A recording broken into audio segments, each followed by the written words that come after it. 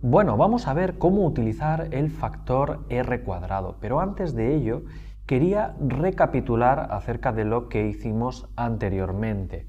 Recordad que cuando vimos la técnica de la regresión lineal múltiple os enseñé el método de la eliminación hacia atrás para conseguir diferentes modelos y eliminar aquellos coeficientes con p-valores no suficientemente elevados. En esta línea construí 4 modelos diferentes que los tenéis resumidos en esta foto que veis aquí en pantalla, ¿de acuerdo? Entonces habíamos empezado con un modelo original que hacía la predicción del beneficio de la empresa en función del gasto en I+D, el gasto administrativo, el gasto de marketing y el estado donde quedaba ubicada la empresa en sí.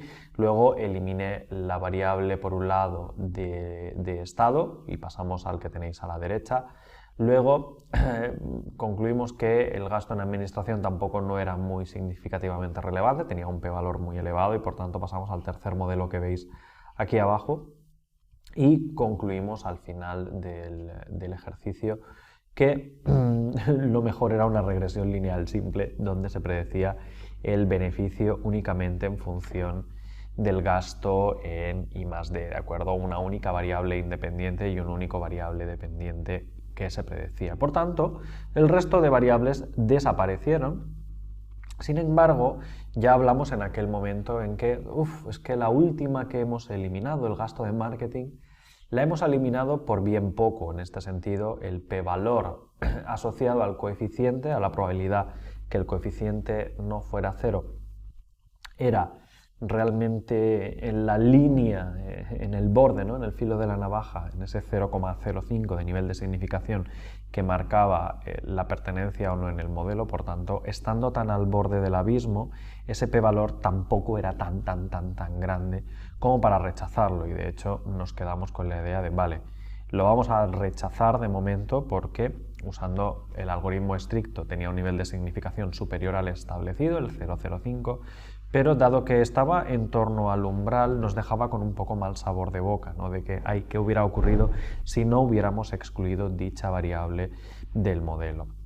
El problema que hemos utilizado aquí en estos modelos de regresión es que el utilizar ese criterio es realmente arbitrario. Una vez seleccionáis vuestro umbral de significación, el 0,05, os debéis ceñir a él y estáis muertos, estáis vendidos si realmente el número que sale de p-valor es similar a vuestro umbral, está cerca. Realmente lo único que miráis es exceder o no exceder ese valor, pero no es suficiente muchas veces porque es que sí, lo excedemos por poco. Entonces, ¿cómo podríamos mejorar nuestro método de creación de modelos para evaluar situaciones como esta y darle una segunda oportunidad o tener una opinión adicional acerca de si eliminar realmente o no esta variable del modelo antes de proceder a la eliminación definitiva de una forma tan arbitraria como elegir ese nivel de significación? Pues hay un modo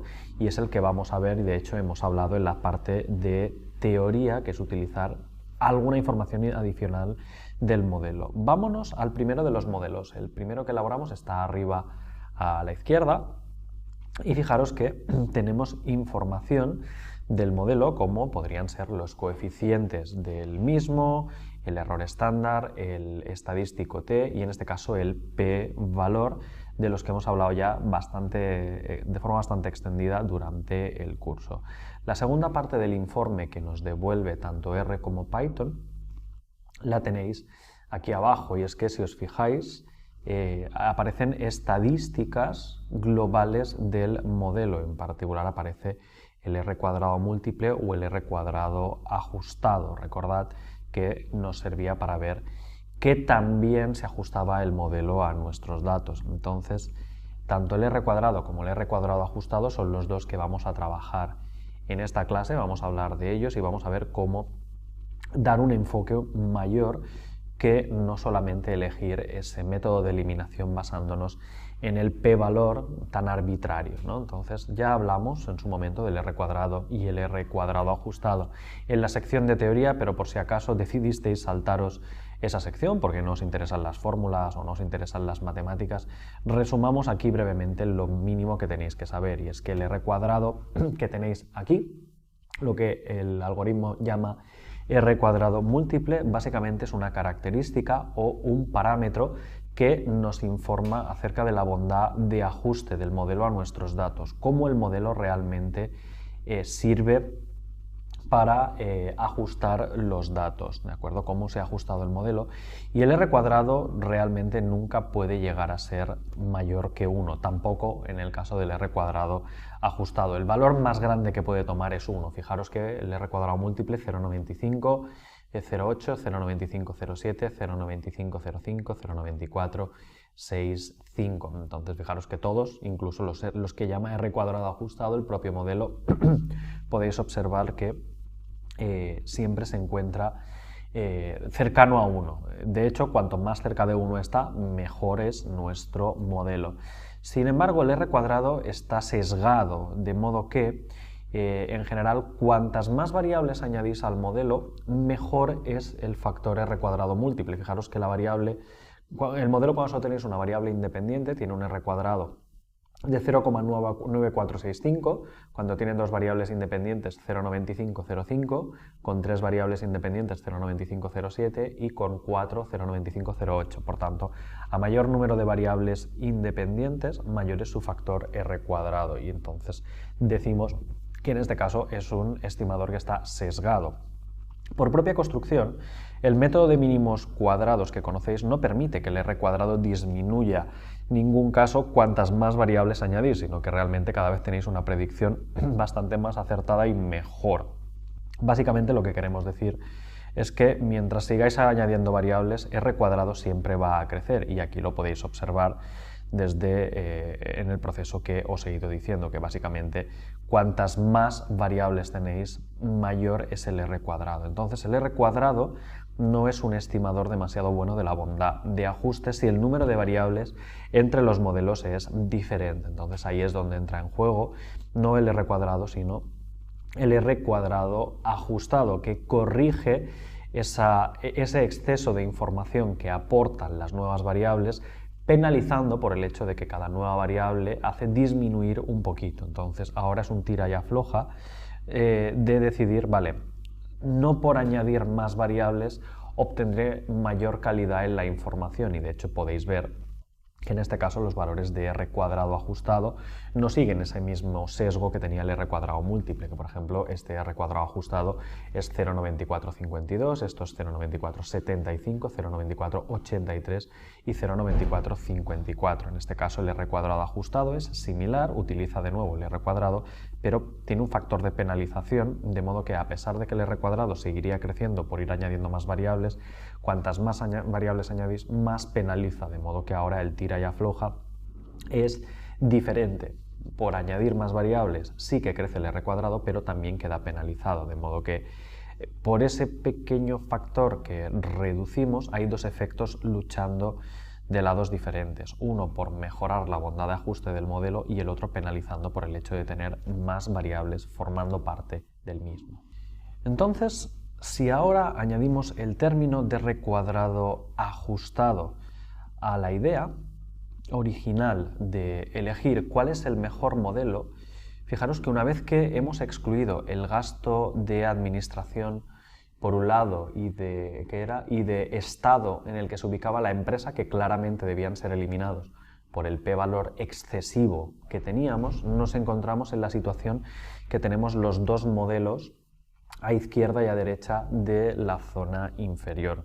Entonces, ahora que llegamos aquí, podemos ver que, por un lado, el R cuadrado ajustado en esos modelos ha ascendido ligeramente del primero al segundo. Podéis ver cómo el R cuadrado, al quitar una variable, ha incrementado de 0,9452 a 0,9475, e incluso después de la segunda eliminación del gasto en administración ha crecido de dicho valor hasta 0,9483.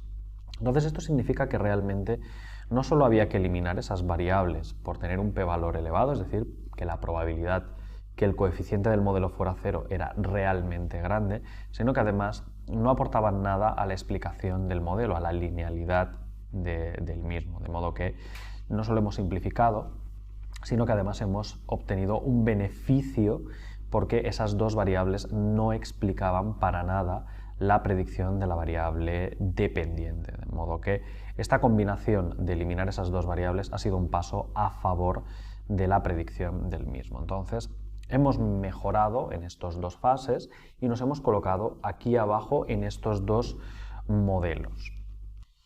Y al final, ¿qué ocurre cuando decidimos sacar el gasto de marketing versus considerarlo como parte del modelo? Solo considerando el p-valor, ya hemos dicho que estrictamente habría que eliminarlo, pero si nos fijamos, el r cuadrado ajustado pasa de tener un valor de 0,9483 a disminuir y quedarse con un valor de 0,9454. ¿Qué nos dice esto?